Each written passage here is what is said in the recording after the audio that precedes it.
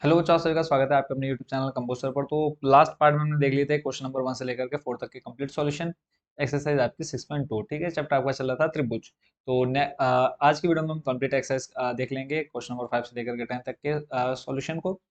तो यहाँ पे आप जो क्वेश्चन नंबर 5 पे स्क्रीन पर आप देख पा रहे हैं, इसमें कहा है कि आकृति 6.20 में डी ई समानांतर ओ क्यू है और डी एफ समानांतर ओ आर है। तो दर्शाइए कि ई एफ समानांतर क्यू आर है। सिंपल सा है, आपने जैसे जैसे इसमें क्वेश्चन में कहा है वैसे वैसे आपने इसको लेकर के चलना, और देखो कितना ही इजी हो जाएगा आपके लिए क्या करना, प्रूफ करना। तो सबसे पहला काम चित्र से समझ लेते हैं, फिर बाद में हम देखेंगे हमको करना क्या है ना। तो डी समानांतर ओ क्यू, देखो ये आपकी डी हो गई, किसका समानांतर है, ओ क्यू के। यानी जो पहला आप त्रिभुज लेंगे कौन सा ले लेंगे, पी ओ क्यू लेंगे। तो पी ओ क्यू में आपका क्या आ जाएगा, पी ई बट्टे ई क्यू, और ऐसे आ जाएगा पी डी बट्टे डी यू। कंप्लीट। फिर नेक्स्ट जो आपसे कहा है उसमें हम देख लेते हैं। इसमें फिर आपसे कहा है डी एफ समानांतर किसके, ओ आर के। तो इसको देखो, डी एफ आपका ये रहा, समानांतर है किसके, ओ आर के। तो आपका जो दूसरा त्रिभुज लेंगे आप ये वाला त्रिभुज ले लेंगे, तो इसमें आ जाएगा आपका पी एफ बट्टे एफ आर, पी डी बट्टे डी यू। इतना काम कंप्लीट हो गया। फिर आप दोनों समीकरणों को क्या कर लेंगे, कंपेयर करेंगे, और आपका ई एफ समानांतर क्यू आर आ जाएगा किसके नियम से, थेल्स प्रमेय के विलोम से। ठीक है, तो देखते हैं इसका सॉल्यूशन। देखो ज़्यादा टफ नहीं है, बहुत ही इजीली आप इसका आंसर ले आएंगे। तो सबसे पहले हमको जो जो दे रखा है वो हम लिख लेते हैं। तो यहाँ से हम लिखना स्टार्ट करते हैं। सबसे पहले दिया है, इसको थोड़ा सा हम कर लेते हैं छोटा। और क्वेश्चन नंबर 5 का सॉल्यूशन देख रहे हैं, तो इसमें हम लिख लेते हैं दिया है। पहला हमको दे रखा है डी ई समानांतर ओ क्यू, डी ई समानांतर ओ क्यू। और डी समांतर ओ क्यू अगर आप ले रहे हैं तो पहले आपका त्रिभुज आ जाएगा, त्रिभुज पी ओ क्यू में, ठीक है। तो त्रिभुज पी ओ क्यू में, ठीक है, थेल्स प्रमेय से, थेल्स प्रमेय से, ठीक है। और ऊपर आपको डी समांतर ओ क्यू देख रखा है, तो आप इजीली थेल्स प्रमेय यूज कर सकते हैं। तो यहाँ से आ जाएगा आपका, देखो, पीई बट्टे ई क्यू, पीई बट्टे ए क्यू बराबर में आ जाएगा पी डी बट्टे डी यू, पी डी बट्टे डी यू। यहाँ पे आप इसको लिख दो समीकरण नंबर 1। फिर आपको दोबारा जो दे रखा है वो दिया है डी एफ समानांतर O R, D F parallel समांतर है ओ आर के। फिर से आप त्रिभुज ले लो, कौन सा, दूसरा त्रिभुज आ जाएगा आपका त्रिभुज पी ओ आर, त्रिभुज पी ओ आर में। तो यहाँ से फिर से आप लिखेंगे किसके नियम से, थेल्स प्रमेय से, थेल्स प्रमेय से, ठीक है। तो थेल्स प्रमेय से आपके पास देखो फिर क्या आ जाएगा। तो थेल्स प्रमेय से आप यहाँ पर लिख लेते हैं, अ, देखो आ जाएगा आपका पी एफ बट्टे एफ आर, पी एफ बट्टे एफ आर बराबर में आ जाएगा। देखो आपने ये वाला त्रिभुज ले, मैंने थोड़ी देर पहले आपको एक्सप्लेन किया था, पी एफ बट्टे एफ आर ले लिया, ऐसे आ जाएगा पी डी बट्टे डी यू, पी डी बट्टे डी यू। देखो जिन बच्चों ने पार्ट 1 नहीं देखा उनको ये समझ में नहीं आएगा कि हो क्या रहा है, थेल्स प्रमेय क्या है, या फिर हम क्या यूज कर रहे हैं। तो पार्ट 1 में मैंने आपको ये सब एक्सप्लेन कर रखा है बहुत अच्छे से, ठीक है। थेल्स प्रमेय क्या होता है और थेल्स प्रमेय के विलोम से क्या होता है। तो जिन्होंने पार्ट 1 नहीं देखा, पहले आप वो पार्ट 1 जरूर देख लीजिए, लिंक आपको डिस्क्रिप्शन में मिल जाएगा। तो अब यहाँ पे समीकरण 1 2 मिल चुका, तो लिखेंगे समीकरण 1 व 2 की तुलना करने पर, समीकरण 1 व समीकरण 2 से, 1 व समीकरण 2 से। तो देखो यहाँ पे कॉमन क्या, एक जैसा क्या है, देखो पी एफ बट्टे एफ आर नहीं है, पी डी बट्टे डी ओ, पी डी बट्टे डी ओ दोनों आपका एक जैसा। तो यहाँ पे आप ले लो पी ई बट्टे ई क्यू, देखो पी ई बट्टे ई क्यू। अब इस पी डी बट्टे डी ओ और इस पी डी बट्टे डी ओ, देखो यहाँ पे पी डी बट्टे डी ओ की जगह पे मैं पी एफ बट्टे एफ आर लिख सकता हूँ। तो बस ये पी एफ बट्टे एफ आर इस पी डी बट्टे डी ओ की जगह हम रख रहे हैं। तो यहाँ पे देखो आ जाएगा आपका पी एफ बट्टे एफ आर, ठीक हो गया। अभी हमें क्या मिल गया, पी एफ बट्टे एफ आर। तो अब हम इसको पहले कंपेयर करते हैं जो हमें डायग्राम दे रखा है। तो डायग्राम में लेके चलते हैं, देखो पी एफ बट्टे ई क्यू देख लेते हैं। पहले देखो पी एफ बट्टे एफ क्यू, पी एफ का है, देखो पी एफ बट्टे आपको दे रखा है दूसरा क्या, पी एफ बट्टे ई क्यू, ई क्यू आपका कहाँ दे रखा है, ये कुछ गड़बड़ हो रहा है, एक बार चेक कर लेता हूँ। हमें जो पैरेलल निकालना है, दिखाना है हमें ई एफ समानांतर क्यू आर के ना। तो पी एफ बट्टे एफ आर है हमारे पास। यहाँ पे पी ई बट्टे क्या है हमारे पास, ई क्यू। पी ई बट्टे ई क्यू, ठीक है। सॉरी, यहाँ पर ई लिखा है बट वो थोड़ा सा अंदर छुप गया है, तो इसको मैं सही कर लेता हूँ पहले। यहाँ पर देखो ये गड़बड़ हो रहा है, एफ नहीं है, ये क्या है, ई है ना। तो इसको सही कर लेना आप लोगों ने। तो यहाँ पे आ जाएगा आपका क्या, पी ई। देखो पी ई बट्टे ई क्यू है ना, तो बस वही, और इधर आपका है पी एफ बट्टे एफ आर। तुमने दोनों को कंपेयर किया, ये माना आ गया आपके पास। तो जब हम इसको देखते हैं डायग्राम में, देखो आ जाएगा आपके पास क्या,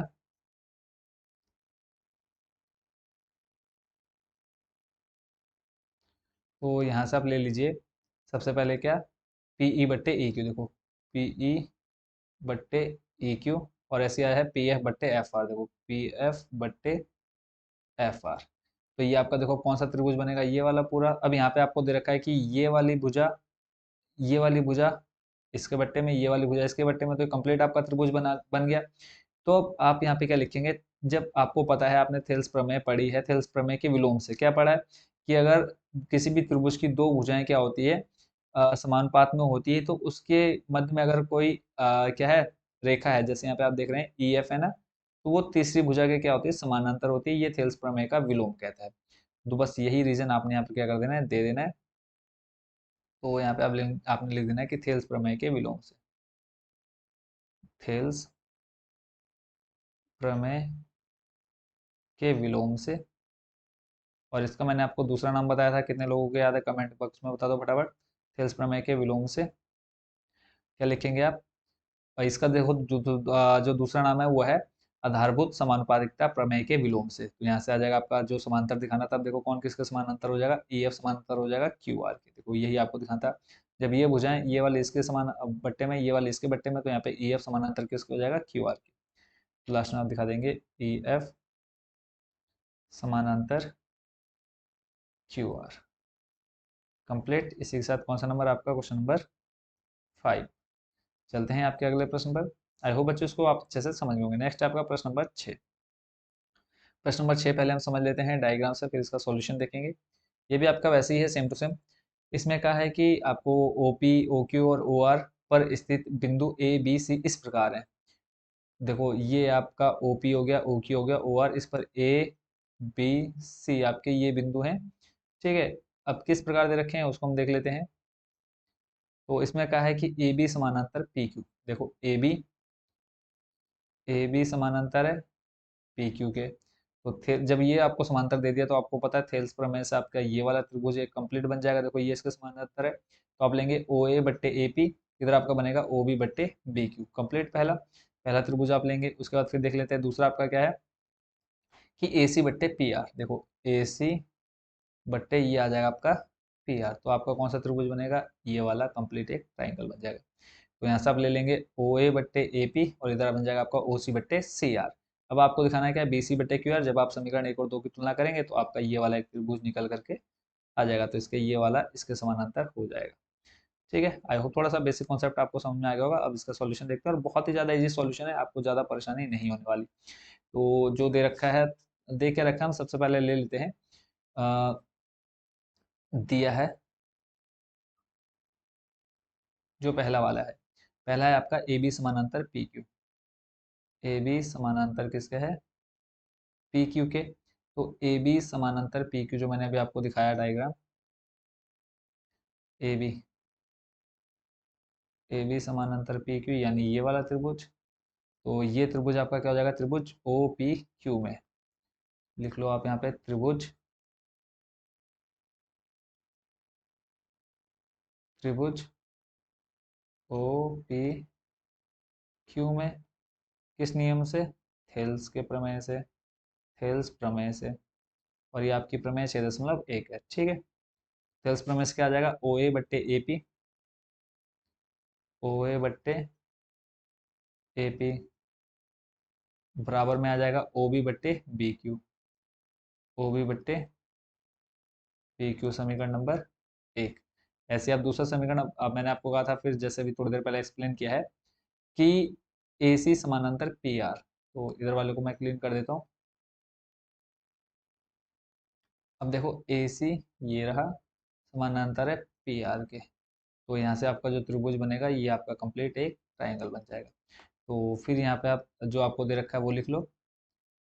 क्वेश्चन में जैसा कहा है सेकंड नंबर में, ए सी समानांतर पी आर, ए सी समानांतर पी आर, तो आप ले लीजिए त्रिभुज ओ पी आर में, त्रिभुज ओ पी आर में। जरूरी नहीं कि आप ओ पी आर लें, आप ओ आर पी भी ले सकते हैं, कोई दिक्कत नहीं है। तो ओ पी आर ले रहे हैं तो ऐसा आ जाएगा ओ ए बट्टे ए पी, ओ ए बट्टे ए पी, और यहाँ पे, हाँ ठीक है, ये आपने लिखा था विलोम से, वही चीज़ चेक कर रहा था मैं। ओ ए बट्टे ए पी, और इधर बन जाएगा आपका ओ सी बट्टे सी आर, ओ सी बट्टे सी आर, समीकरण नंबर 2। तो आप यहाँ पे लिखेंगे समीकरण 1 व 2 से, समीकरण 1 व समीकरण 2 से। तो समीकरण 1 व जब 2 की तुलना करेंगे, देखो ओ ए बट्टे ए पी, ओ ए बट्टे ए पी दोनों सेम है, यहाँ से आपका क्या बचा, ओ बी बट्टे बी क्यू, ओ बी बट्टे बी क्यू, और इधर आपके पास बचा ओ सी बट्टे सी आर, ओ सी बट्टे सी आर। नॉर्मल तुलना की, देखो जो दोनों में सेम है उसको छोड़ दो, बाकी बचा आपके पास ओ बी बट्टे बी क्यू और ओ सी बट्टे सी आर, इससे आप बहुत अच्छे से और समझ जाते हैं। अब जरा जो हमारे पास ये जो भुजाएं आई हैं समानुपात में, तो इसको हम जरा ढूंढते हैं कि हमें कहाँ पर बनती हुई दिखती है। तो ये वाला हम साफ करते हैं। देखो ओ बी बट्टे बी क्यू, ओ बी बट्टे बी क्यू, और इधर ओ सी बट्टे सी आर, ओ सी बट्टे सी आर। तो देखो आपका ये कंप्लीट एक त्रिभुज बन गया। तो अब थेल्स प्रमेय के विलोम से जब आपकी दो भुजाएं समानुपात में है, तो जो तीसरी तीसरी भुजा होगी उस त्रिभुज में, वो एक दूसरे के क्या होंगी, समानांतर होंगी। तो यहाँ पे हम लिख लेते हैं रीजन, थेल्स प्रमेय के विलोम से, थेल्स प्रमेय के विलोम से।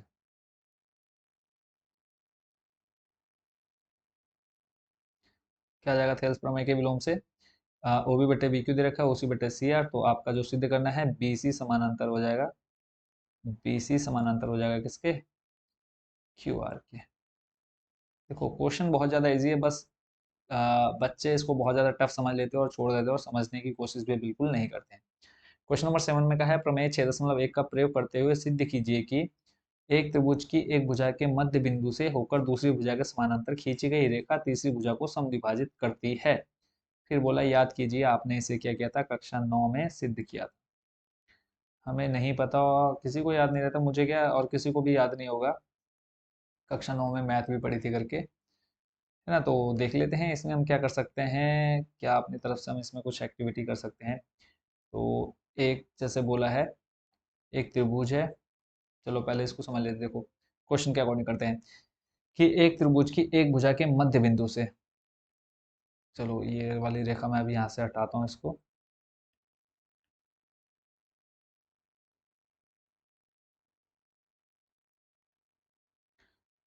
हट जा सिंह सिंह।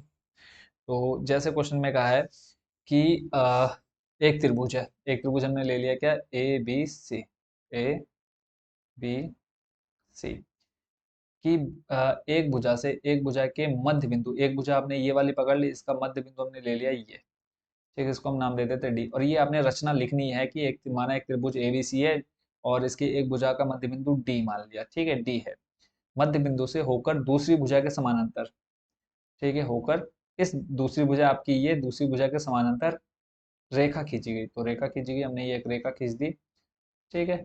और यहाँ पर जो ये दूसरी भुजा को, सॉरी, एक समांतर रेखा खींची गई, रेखा जो हमने खींची रेखा, वो क्या कर रही है, तीसरी भुजा को, ये जो तीसरी भुजा AC है इसको समविभाजित करती है, यानी दो बराबर भागों में बांटती है, हमको ये सिद्ध करना है। तो जैसे जैसे कहा है वही वही अब हम यहाँ पे क्या कर लेते हैं, मान करके इसको सॉल्व करते हैं। पहले तो हमको जो दिया है वो लिख लेते हैं,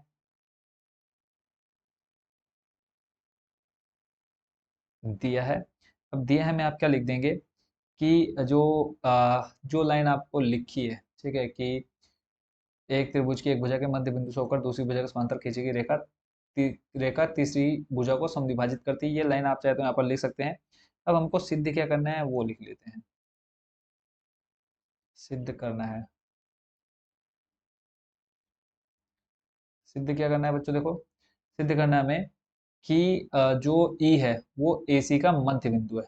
यही तो बोल रहा है, तीसरी भुजा को समद्विभाजित कर रही है, यानी ए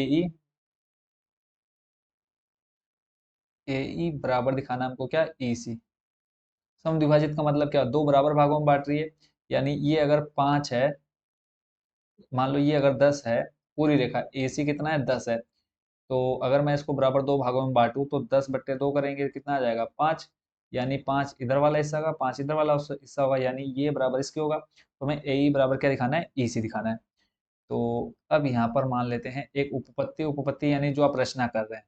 अब उपपत्ति हमने क्या किया, क्योंकि हमें क्वेश्चन में तो ऐसा बोला ना सिद्ध करना है, तो हम यहाँ पे डीई तो डायरेक्ट लेंगे नहीं, तो हम यहाँ पे क्या लिखेंगे, उपपत्ति। तो उपपत्ति में आप बच्चों क्या करेंगे, उपपत्ति। उपपत्ति में आप लेंगे कि जो डी है, डी बिंदु क्या है, डी बिंदु ए बी का मध्य बिंदु है, या डी ए बी का मध्य बिंदु है, डी ए बी का मध्य बिंदु है।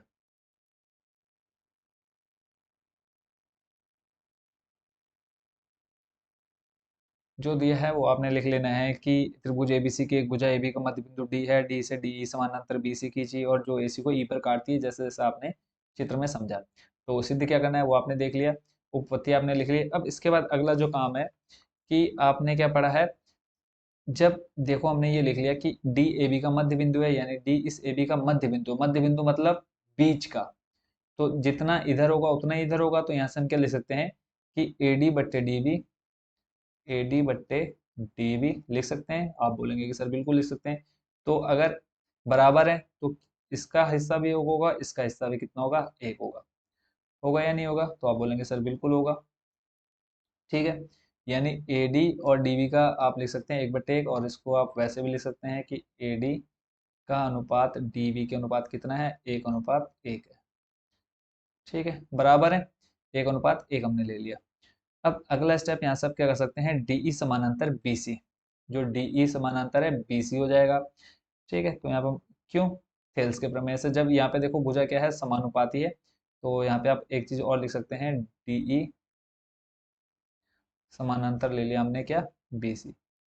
हमें क्या सिद्ध करना है, इन दोनों को ए बराबर ई सी सिद्ध करना है ना। तो अभी फिलहाल हमने क्या ले लिया, जब हमें मिल गया A D but A D अनुपात बी डी कितना है, 1:1, तो डीई समानांतर बी सी हमने ले लिया। तो यहाँ पे हम क्या ले लेते हैं, थेल्स प्रमेय के अनुसार, यहाँ पे हम लिखेंगे थेल्स प्रमेय के अनुसार, थेल्स प्रमेय के अनुसार। अब थेल्स प्रमेय क्या कहता है, अगर क्या है कोई मतलब एक भुजा, त्रिभुज की कोई एक भुजा तीसरी भुजा के क्या है, समानांतर है, प्रमेय से, थेल्स प्रमेय के, यहाँ पे आप क्या लिखेंगे, थेल्स प्रमेय के अनुसार।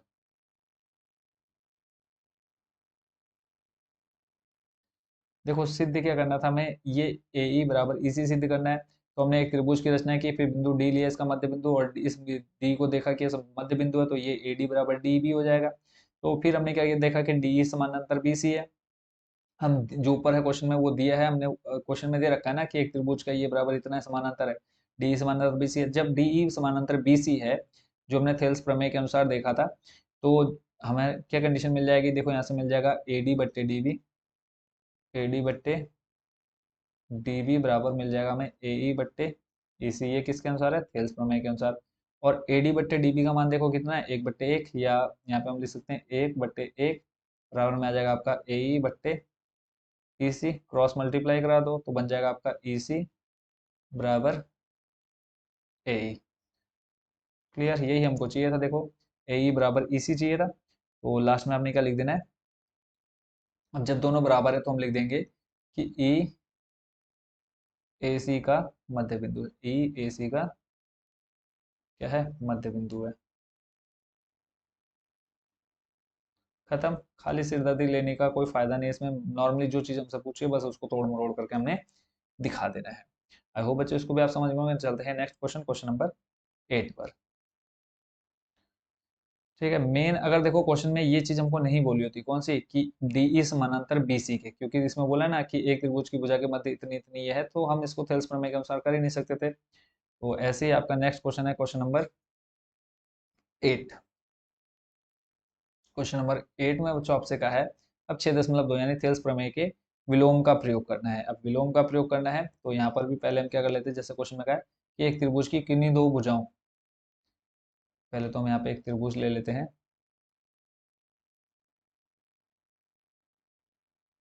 एक त्रिभुज की किन्हीं दो भुजाओं के मध्य बिंदु को, देखो एक हमारी, हम इसको ले लेते हैं ए,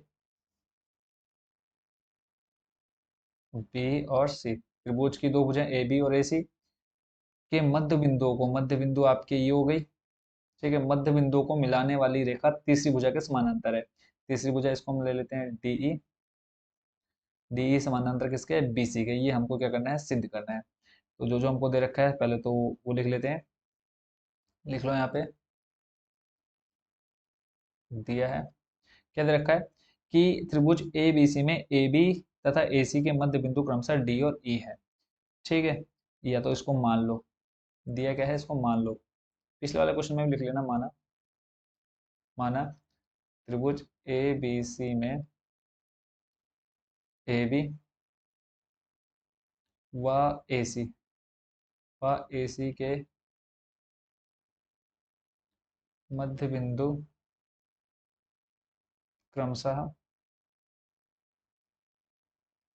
क्रमशः डी व ई है। डी व ई है। इतना काम खत्म। देखो जैसे पहले किया था वही प्रोसेस है, आपने यहाँ पर दोबारा यूज करनी है। तो हमको सिद्ध क्या करना है,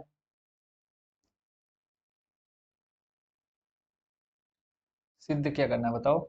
डीई समानांतर दिखाना है किसके, बीसी के, यही तो कहा है हमको। यानी डीई समानांतर दिखाना है हमें किसके, बीसी के। ठीक हो गया। अब यहाँ से हम करते हैं उपपत्ति। उपपत्ति यानी जो हमने इसको मान करके सॉल्व करना है। उपपत्ति एक हिस्सा हम मान लेते हैं। इसमें चाहे आप ले लो कि ए सी, सॉरी ई ए सी का मध्य बिंदु है, या फिर D A C A B का मध्य बिंदु, कुछ भी लिख लो आप दोनों में से। तो यहाँ पे हम ले लेते हैं डी ए बी का मध्य बिंदु, डी ए बी का मध्य बिंदु है, डी ए बी का मध्य बिंदु है। ठीक है। अब यहाँ से जब हमको सब कुछ मिल गया तो हम ए डी, जैसे अभी थोड़ी देर पहले हमने लेता है ए डी बट्टे डी बी, जब मध्य बिंदु है तो यानी इनका अनुपात क्या होगा, बराबर होगा। यानी ए डी बट्टे हम ए डी अनुपात ए बी बराबर ले सकते हैं कितना, 1:1। मध्य बिंदु का मतलब क्या हुआ, यानी जितना ए डी होगा उतना ही क्या होगा, सॉरी यहाँ पे एक चीज मुझे लग रहा है गड़बड़ होगी, ए डी बट्टे हमको क्या लेना है, ए डी बट्टे डी बी। होगा नहीं होगा, यानी ऊपर का अगर एक है तो नीचे का भी एक होगा, ऊपर दो होगा तो दो होगा। अगर आप मान लो 2/2 भी करते हो तो अभी आपका कितना आएगा, 1:1 आएगा। तो इसलिए हम सीधे सीधे क्या ले रहे हैं, 1:1। तो यहाँ से आप क्या लिख सकते हो कि ए डी बट्टे डी बी बराबर 1/1 लिख सकते हो। कोई प्रॉब्लम नहीं होनी चाहिए।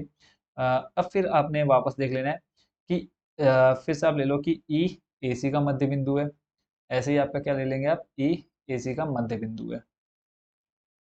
जैसा हमने लिखा डी ए बी का मध्य बिंदु है, तो यहाँ पे आप ले लो ई ए सी का, ये हम ऊपर मान चुके हैं, ए सी का मध्य बिंदु है। देखो समांतर दिखाने के लिए हमें इन दोनों भुजाओं को क्या दिखाना होगा, समानुपात में दिखाना पड़ेगा और दोनों को एक दूसरे के बराबर दिखाना पड़ेगा। तो हमने लिख लिया ई ए सी का मध्य बिंदु है। ठीक है, तो आप यहाँ से ए ई बट्टे क्या कर लेंगे, ए ई बट्टे ई सी लिखेंगे, ए ई बट्टे ए सी। अब ये भी आपका क्या आ जाएगा, 1/1 आ जाएगा। तो देखो हम 1/1 की जगह पे इस 1/1 का मान देखो कितना है, ए ई बट्टे ई सी, और इसका मान कितना है। अब सिंपल इसको पहले तो मान लेते हैं समीकरण 1, समीकरण 2। ठीक हो गया। अब यहाँ से आप देख रहे हैं समीकरण अगर 1 और 2 की अगर हम तुलना कर लें, ठीक है, समीकरण 1 व 2 की तुलना करें,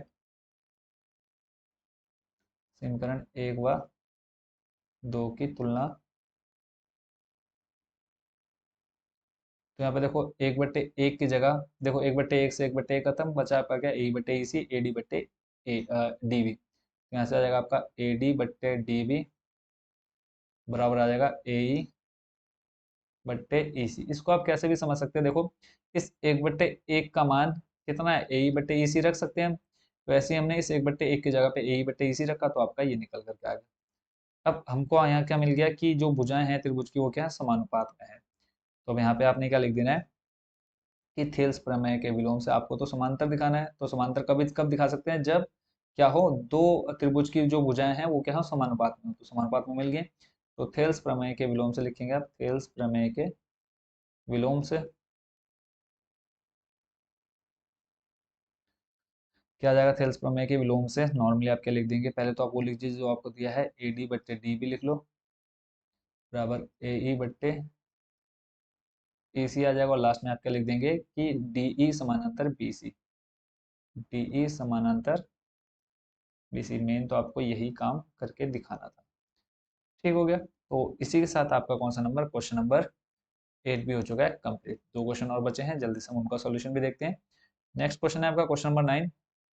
इसमें आपसे कहा है ए बी सी डी एक समलंब है जिसमें ए बी समानांतर डी सी तथा इसके विकर्ण परस्पर बिंदु ओ पर प्रतिच्छेद करते हैं।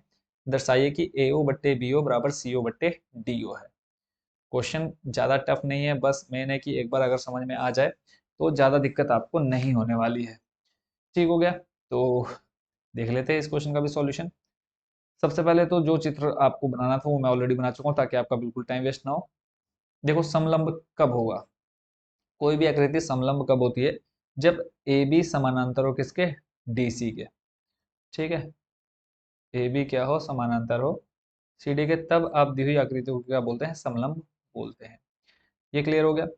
अब इसमें क्या है कि इसके विकर्ण विकर्ण बोलते हैं कि जो आपका चतुर्भुज दिख रहा है कि ये आपके क्रॉस यानी एक्स बनाएंगे, तो जिसको आप विकर्ण बोलेंगे। और इसका जो विकर्ण बोला है वो कितना बोला है, बिंदु ओ पर प्रतिच्छेद। प्रतिच्छेद मतलब एक दूसरे को काटते हैं। अब हमको दिखाना है ए ओ बट्टे बी ओ बराबर सी ओ बट्टे डी ओ। तो जो दिया है पहले वो लिख लेते हैं। दिया है ए बी समानांतर डी सी, ए बी समानांतर डी सी विकर्ण ओ पर प्रतिच्छेद करते हैं। और हमको दिया है विकर्ण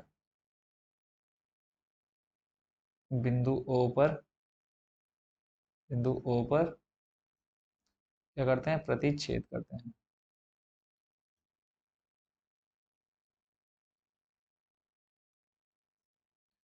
और हमको सिद्ध करना है वो भी लिख लेते हैं।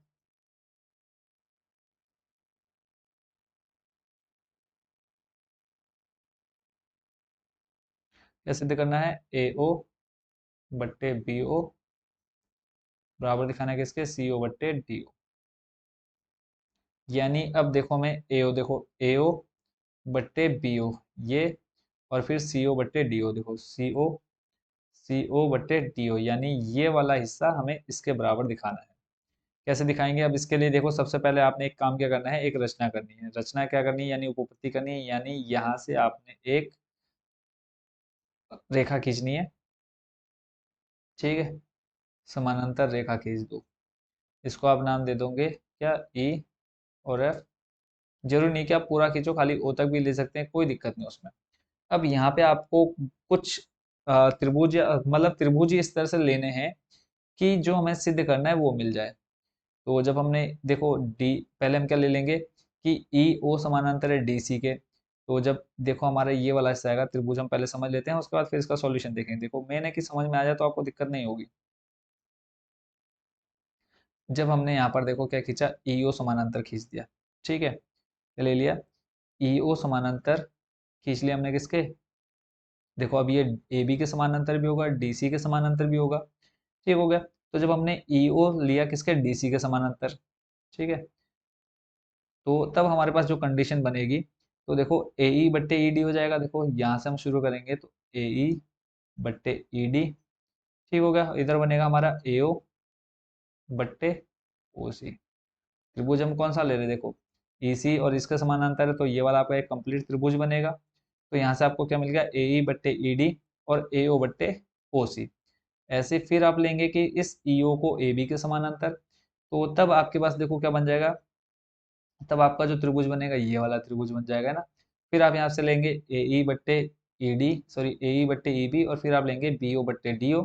फिर आप समीकरण एक और दो की तुलना करेंगे तो जो आपको सिद्ध करना है वो आपका निकल करके आ जाएगा। क्लियर है? आई होप बच्चों ये आपको समझ में आया होगा थोड़ा बहुत। चलो देखते हैं इसका सॉल्यूशन। नहीं आया समझ में तो अभी और अच्छे से, बहुत अच्छे से आपको समझ में आ जाएगा। तो नॉर्मल जो हमने उपपत्ति की, और उपपत्ति में हम क्या लिख देंगे कि ए डी के मध्य बिंदु से एक रेखा ई एफ खींची। यहाँ पे आप लिख लो उपपत्ति।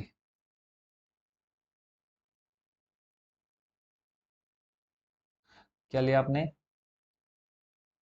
एडी के मध्य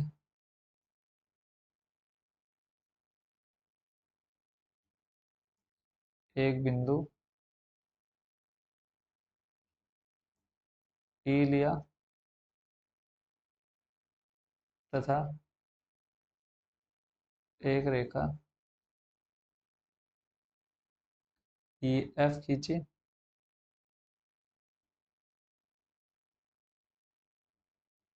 जो सी डी व ए बी के समानांतर, ए बी के समानांतर है। लिखने का काम तो देखो इसमें अब कुछ है नहीं कि जो आपको याद करना हो, ये तो आपने नहीं लिखेंगे तो भी चलेगा। सिंपल आप लिख दो कि ईओ समानांतर डीसी और समानांतर आ जाएगा ए बी। ठीक है, तो पहले आप त्रिभुज ले लेंगे। त्रिभुज कौन सा? पहले तो हम ले लेते देखो ई एफ समानांतर सी डी। ई एफ या ईओ जो आप लेना चाहे, ईओ समानांतर ले लेते हैं हम डी सी। तो ईओ समानांतर ले लेते हैं हम किसके? डी सी या सी डी जो आप लेना चाहे, कोई दिक्कत नहीं है। सॉरी, समानांतर लेना है, पट्टे में कहाँ ले जा रहा हूँ। ठीक है, ईओ समानांतर ले लिया हमने डी सी के। ठीक है, तो पहला त्रिभुज हम ले लेते हैं त्रिभुज। अब देखो ईओ बट्टे डी सी लिया, तो त्रिभुज आपका कौन सा बनेगा? ये कंप्लीट ए डी सी। तो यहाँ पर हम लिखेंगे त्रिभुज ए डी सी में, त्रिभुज ए डी सी में। ठीक हो गया। तो यहाँ से देखो आपका क्या निकल करके आ जाएगा, ए ई बट्टे ई डी, ए ई बट्टे ई डी। देखो ए ई बट्टे ई डी ऐसे ही ए ओ बट्टे ओ सी। तो यहाँ पे आ जाएगा ए ओ बट्टे ओ सी। समीकरण नंबर एक नाम दे दो। ऐसे फिर दूसरा देखो, पहले आपने ईओ समानांतर डी सी लिए, ईओ समानांतर डी सी, ऐसे ही आप ले लो ईओ समानांतर ए बी। ठीक है, तो यहाँ से आप ले लो ईओ समानांतर ए बी। और यहाँ पे एक चीज और आपने लिख देनी है, किसके नियम से आप कर रहे हैं? थेल्स प्रमेय से, थेल्स प्रमेय से। ठीक है, तो ऐसे ही अब आपका दूसरा त्रिभुज बन जाएगा कौन सा? यहाँ पे आप ले लीजिए त्रिभुज ए बी डी। देखो त्रिभुज ए बी डी में, त्रिभुज ए बी डी में। तो अब यहाँ पे देखो आपका ए बटे ए डी है, तो यहाँ पे भी आप ले लीजिए। देखो ए बी डी ले रहे हैं, ए बी डी, तो यहाँ से आप ले लो ए बट्टे ई डी। देखो आपका आ जाएगा ए बट्टे ई डी बराबर आ जाएगा देखो बी ओ बट्टे ओ डी। देखो दो भुजाएं क्या होंगी? समानुपात में होंगी, चाहे आप इधर से ले जाओ चाहे आप इधर से लाओ, कोई दिक्कत नहीं। अगर आप इधर से ला रहे हो तो ये वाली इधर से आएगी, अगर आप डी से इधर को लेके जाएंगे तो डी बट्टे ई हो जाएगा और डी ओ बट्टे ओ बी हो जाएगा। जैसा आपको ठीक लगे वैसा आप कर लीजिएगा। तो यहाँ पे आप देखो ए बट्टे ई डी हो गया, और दूसरा है आपका बी ओ बट्टे ओ डी। ठीक है, क्या आ जाएगा आपका? बी ओ बट्टे ओ डी, समीकरण नंबर दो। तो हम यहाँ पे लिख लेते हैं समीकरण एक व समीकरण दो से। समीकरण एक व समीकरण दो से। तो अब यहाँ पे देखो ए बट्टे ई डी, ए बट्टे ई डी खत्म, क्या बचा आपके पास? ए ओ बट्टे ओ सी, ए सॉरी ए ओ, ए ओ बट्टे ओ सी। और इधर देखो बी ओ बट्टे ओ डी, बी ओ बट्टे ओ डी। देखो मैं आपको बार बार समझा रहा हूँ कि यहाँ पर ए ई बट्टे ई डी बराबर इतना है और यहाँ पे ए ई बट्टे ई डी बराबर इतना है। तो यहाँ पे ये देखो तुलना करेंगे तो ये दोनों बराबर है, तो ये ए ओ बट्टे ओ सी और बी ओ बट्टे ओ डी बराबर में आ जाएंगे। अब हम देख लेते हैं सिद्धि क्या करना है। सिद्ध करना है ए ओ बट्टे बी ओ। देखो ए ओ बट्टे बी ओ इधर है, जबकि होना इसको इसके नीचे से, तो क्रॉस मल्टीप्लाई करा दो यहाँ पर। ठीक है, तो इस तरह से आपने क्रॉस बनाना नहीं, सिर्फ आपको समझाने के लिए। तो देखो जब क्रॉस मल्टीप्लाई कराएंगे तो ये बन जाएगा आपका ए ओ बट्टे बी ओ, और ये ओ सी ऊपर चले जाएगा, तो ये आ जाएगा ओ सी बट्टे ओ डी। ठीक है, तो देखो सिद्ध करना था आपको ए ओ बट्टे बी ओ, ए ओ बट्टे बी ओ आ गया, फिर था सी ओ बट्टे डी ओ। तो सी ओ चाहे ओ सी या फिर D O but D O या ओ डी, देखो बात एक ही है। ठीक है, इसको आप आगे पीछे लिख सकते हैं, चाहे सी ओ लिख लो या फिर ओ सी लिख लो या फिर डी ओ या ओ डी लिख लो, बात एक ही है। ठीक है, तो इस तरह से आपका ये भी हो चुका है सिद्ध, जो आपको प्रूफ करना था। आई होप बच्चों इसको आप अच्छे से समझ गए होंगे। कोई डाउट, कोई क्वेश्चन हो आपके मन में तो जरूर कमेंट बॉक्स में आप पूछ लीजिएगा। चलते हैं नेक्स्ट क्वेश्चन, और लास्ट क्वेश्चन है आपका इस एक्सरसाइज का, क्वेश्चन नंबर 10। तो बात करें अगर हम क्वेश्चन नंबर 10 की, तो इसमें जैसे हमसे कहा है कि एक चतुर्भुज ए बी सी डी के विकर्ण परस्पर बिंदु, अब इसमें भी वही लगभग डायग्राम रहेगा। अब इसमें हमको जो पहले सिद्ध करना था वो यहाँ पे हमको दे रखा है। अब हमको इसको एक समलंब दिखाना है। अब मैंने आपको समलंब के लिए क्या कंडीशन बताई कि ए बी समानांतर होना चाहिए डी सी के, तो इसमें भी हम क्या करेंगे, सेम ऐसे ही ईओ एक क्या खींचेंगे, एक समानांतर खींच देंगे। फिर हम पहले ए बी को ईओ के समानांतर दिखाएंगे, फिर ईओ को समानांतर दिखाएंगे डीसी के, तो फिर अपने आप ही क्या हो जाएगा, ए बी समानांतर हो जाएगा डीसी के। तो यहाँ पर भी देखो वही कंडीशन है कि एक चतुर्भुज एबीसीडी के विकर्ण परस्पर बिंदुओं पर प्रतिच्छेद करते हैं, इस प्रकार प्रतिच्छेद करते हैं कि AO बट्टे BO बराबर CO बट्टे DO, तो दर्शाइए कि एबीसीडी एक समलंब है। तो जो दिया है वो लिख लो। दिया है कि एबीसीडी विकर्ण, चलो यहाँ पे लिख लो आप, दिया है कि AO बट्टे BO बराबर CO बट्टे DO, CO बट्टे DO। कुल मिलाकर के यानी जो आपने यहाँ पर ये प्रोसेस किया, इसी को आप उल्टा करते हुए ले जाओ। यहाँ से स्टार्ट किया, बस यहाँ से ऐसे करके घुमाते हुए उल्टा ले जाओ, खत्म कहानी। ठीक है, तो यहाँ पे ये आपने लिख लिया जो दिया है, और उसके अलावा आपको सिद्ध करना है। सिद्ध क्या करना है, समलंब सिद्ध करना है, यानी ए बी समानांतर दिखाना है किसके, सी डी के। ठीक है, सी डी या डी सी जो आप लिखना चाहे। और अब यहाँ पे वही उपपत्ति कर लेते हैं, जो हम एक लाइन खींचने वाले हैं, उपपत्ति। और उपपत्ति में आप क्या लिख देंगे, ओ से होती है तथा सी डी के समानांतर एक रेखा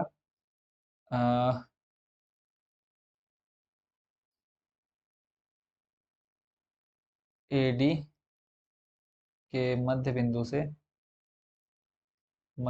से एक हमने एडी के मध्य बिंदु से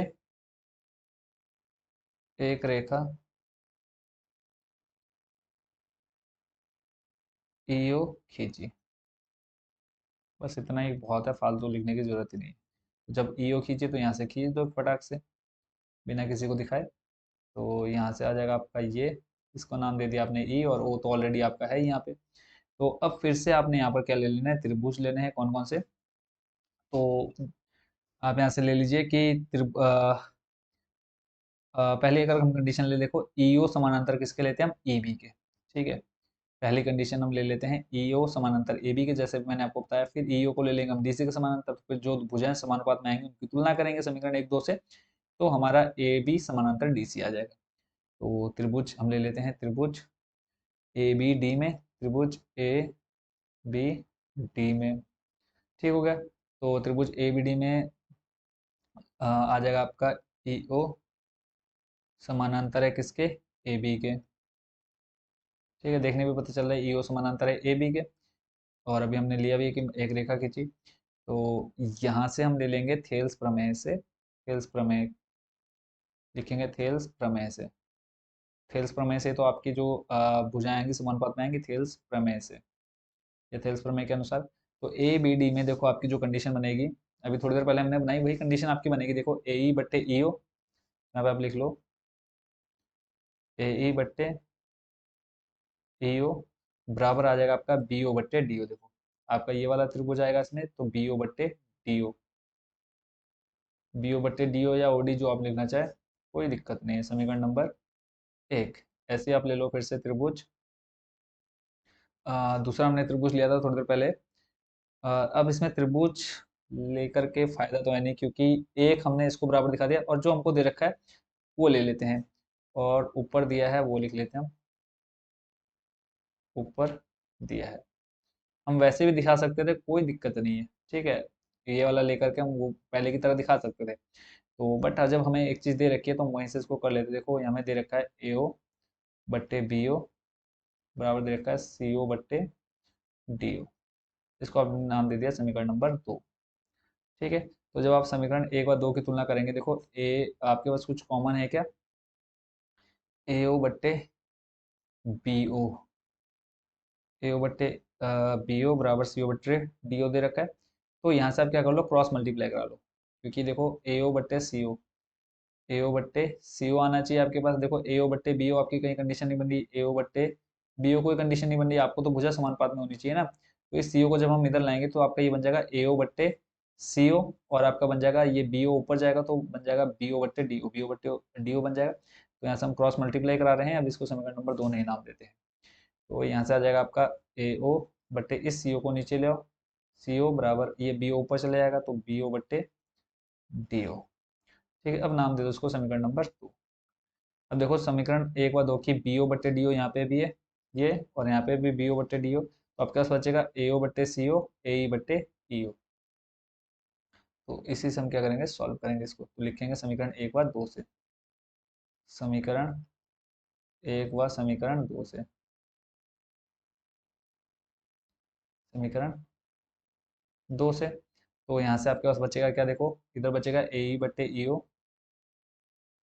AE बट्टे EO बराबर आ जाएगा आपके पास क्या, AO बट्टे OC, AO बट्टे OC।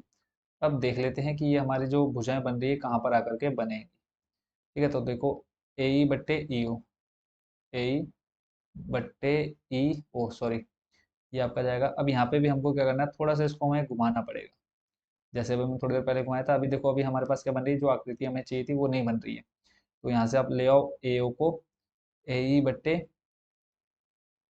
आ जाएगा आपका क्या, अभी देखो आपके पास क्या निकल कर क्या है, AE बट्टे ED, सॉरी यहाँ पे EO, सॉरी यहाँ पर D है, फिर यहाँ पे एक देखो गड़बड़ी हो गई, यहाँ पर देखो AE बट्टे ED था ना, AE बट्टे ED यहाँ पे O बन गया है। तो ये आपका क्या आ जाएगा D। ठीक है, ये भी आपका क्या है D है, BA बट्टे DO। अब DO थोड़ा O की जैसा बन जा रहा है, माफी चाहूंगा उसके लिए। तो यहाँ पे देखो आपका क्या आ जाएगा, AE बट्टे ED, और इधर है AO बट्टे OC। अब देखो अगर हम इसको तुलना करें इस चित्र से, जो हमारा चित्र है, तो देखो AE बट्टे ED, इधर आ जाएगा आपका AO बट्टे OC। तो देखो आपका ये वाला कंप्लीट एक ट्राइंगल बन रहा है, त्रिभुज बन रहा है ये वाला। तो अब यहाँ से देखो ये वाला समानांतर हो जाएगा किसके, DC के। तो यहाँ पे आप लिख देंगे थेल्स प्रमेय के विलोम से,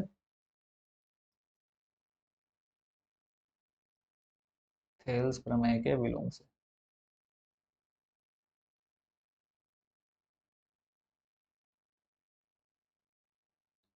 ठीक है, क्या आ जाएगा थेल्स प्रमेय के विलोम से कि EO समानांतर हो जाएगा, EO समानांतर किसके, DC के। अब एक चीज यहाँ पे आपने देखी होगी, AB समानांतर CD हमको सिद्ध करना है ना। तो यहाँ पे EO समानांतर हमने AB लिया, और फिर हमने देखा कि EO समानांतर DC है। तो EO यहाँ पे भी था, EO यहाँ पे भी था, तो यानी EO दोनों में क्या है, उभयनिष्ठ है। तो लास्ट लाइन हम यहाँ पे क्या लिखेंगे कि AB समानांतर है किसके, EO के, और EO समानांतर है किसके, DC के। तो आप लिखेंगे अतः क्या हो जाएगा, ए बी समानांतर हो जाएगा। अब तीनों एक दूसरे के समानांतर है, तो अपने आप ये वाला इसके समानांतर हो जाएगा। तो आप लिखेंगे ए बी समानांतर किसके, DC के। यही आपको क्या करना था, सिद्ध करना था। तो इसी के साथ आपकी एक्सरसाइज 6.2 हो चुकी है कंप्लीट, और आपका क्वेश्चन नंबर 10 भी हो चुका है कंप्लीट। आई होप बच्चों आपने पूरी एक्सरसाइज अच्छे से एंजॉय की होगी। पार्ट नंबर आपका सेकंड कंप्लीट। मिलेंगे आपको बच्चों नेक्स्ट वीडियो में एक्सरसाइज 6.3 के साथ। कोई भी डाउट हो, कोई क्वेश्चन हो, आप जरूर कमेंट बॉक्स में पूछ लीजिएगा। जो भी डाउट होगा उसको हम आपकी नेक्स्ट जो भी एक्सरसाइज आएगी उसमें हम इसको एक्सप्लेन कर देंगे। तो सभी क्वेश्चन आपने अच्छे से समझ लिए। बाकी सभी को शुभकामनाएं, अच्छे से तैयारी करते हो, और वेबसाइट पर जरूर विजिट करिएगा। हमारी ऑफिशियल वेबसाइट है कम्बोसर.com, कम्बोसर.com। सिंपल आप खाली कम्बोसर लिखेंगे तो आपको सबसे पहले ही गूगल में आपको हमारी वेबसाइट दी जाएगी। वहाँ पर आपको सभी NCERT बुक्स मिल जाएंगी, उनके सॉल्यूशन मिल जाएंगे, और प्रीवियस ईयर के क्वेश्चन पेपर मिल जाएंगे। ठीक है, ये सब आपको हमारी वेबसाइट पर देखने को मिलेगा। और आप रिजल्ट भी चेक कर पाएंगे हमारी ऑफिशियल वेबसाइट पर। तो मिलते हैं बहुत जल्द नेक्स्ट एक्सरसाइज के साथ। Thank you so much watching for this video.